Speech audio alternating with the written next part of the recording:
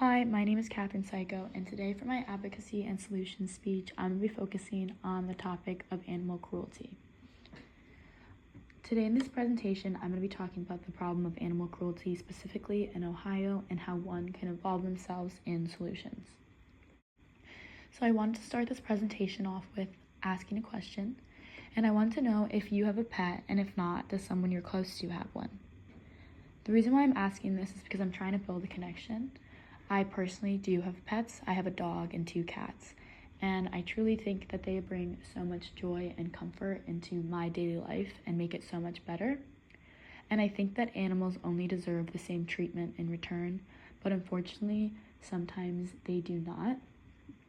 Animal abuse is still a continued problem, despite the norm that it is bad and that there's established legislation against it in Ohio. For instance, out of the 231 courts in Ohio, 92% of them had at least one case of animal cruelty. That's over 5,000 cases filed as misdemeanors and as felonies. And despite existing laws like Section 95902 of the Ohio Revised Code, which just focuses on stating that no person can injure or kill an animal, and Goddard's Law, which was purposely passed to make the enforcement against animal cruelty more strict, there's still animal cruelty actively happening. For instance, after Goddard's Law passed in 2016, there still was 22 more misdemeanors and 21 more felonies filed. And this just shows the importance of involvement, because although there is the norm that animal abuse is obviously bad and that there's established legislation, it's still actively happening. So you need to take actions yourself and help solve this problem of animal abuse. So some solutions that you can involve yourself in to help stop animal cruelty is directly through self-education and involvement. When focusing on the topic of self-education, I think that it is vital to educate yourself on animal cruelty so you can recognize the signs and know when to step in and how to. For instance, this is what can happen when people don't know what to do about cases of animal cruelty. The pictures on the right show a case where 40 dogs were removed from neglectful conditions after years of it being known to authorities because the neighbors of this surrounding community were uneducated. These dogs were living in horrible conditions, and because the neighbors did not know that they had to fill out a witness statement, authorities could not do anything about this, so they suffered for years. Self-education is an easy thing to do. You can educate yourself directly through Ohio Society for the Prevention of Cruelty to Animals. Ohio SPCA is a nonprofit that's been advocating for animals since 1983. They have established their resources and efforts into helping animals. This can be through rehoming, rescuing, or rehabilitating animals in need.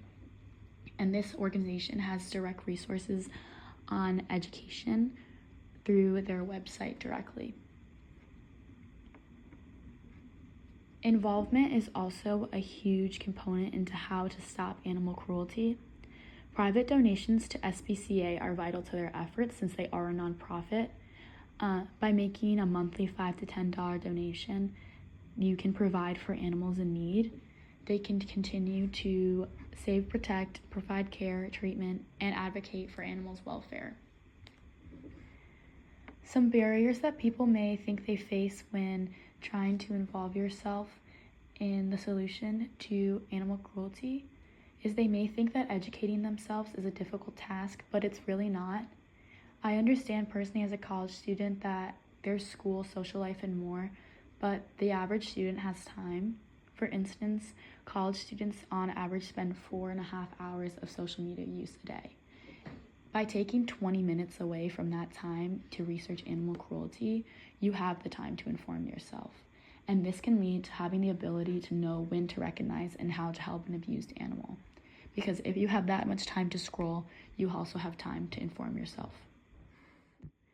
And when talking about the barriers that students face about financial situations, I understand that they affect a lot of college students today, I personally have a job myself because I need to provide for myself, but any small size donation to Ohio SPCA can add up. $5 to $10 a month can mean nothing to you, but it can mean allowing an animal in a life or death situation to get the surgery, care, or treatment that it needs to survive. And in conclusion, every person in the Ohio community has the opportunity to help. Through small actions like taking a little bit of time to educate or donate small amounts of money, you can help the Ohio community become a safer place for these animals.